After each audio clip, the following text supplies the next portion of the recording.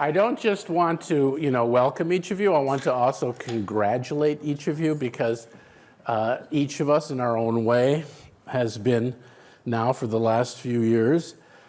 contributing to the mission that we developed when we created Way to Grow, and that mission was to bend the world's attention to a new way of being at work, a way in which people can bring their whole selves to work, where the interior becomes part of the exterior, all on behalf of the further unfolding and developing of both individual and organizational potential. When we said we wanted to bend the world's attention, we weren't trying to be grandiose, we were trying to be aspirational, and I think that we've even begun to make some progress, beyond our own shores. Just this month, Lisa Leahy was in Amsterdam, where the Dutch edition of the DDO book has just been published. Andy Fleming was in Australia, where we've begun work with an organization that is setting out on its own path to being a DDO. And on Tuesday of this week, I think it's Thursday today, I woke up in Tokyo, where I had been for the last 8 days helping to launch the Japanese edition of the DDO book, which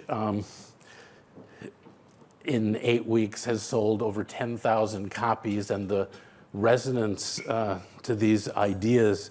are so poignant. We had, among many other gatherings over those 8 days, a group of 300 Japanese folks kind of for 4 hours in the middle of a work day, which, if you know anything about Japanese culture, is very unusual. And even when we had the break and people could have politely, left us, every single one of them returned. And there's an enormous amount of pain in the work settings of Japan, and for them to hear, not just from me kind of talking about the ideas, but from Japanese executives and leaders who have begun their own DDO path to stand up and talk, not just about what they're trying to do for their organizations, but to talk personally themselves about their own growth journey. I remember this one very dignified CEO of a large electric company talking about how he had come to learn how overly attached he was to the self-image of being a strong boss, and that he had come to learn what the costs of that were in his culture, so that we were not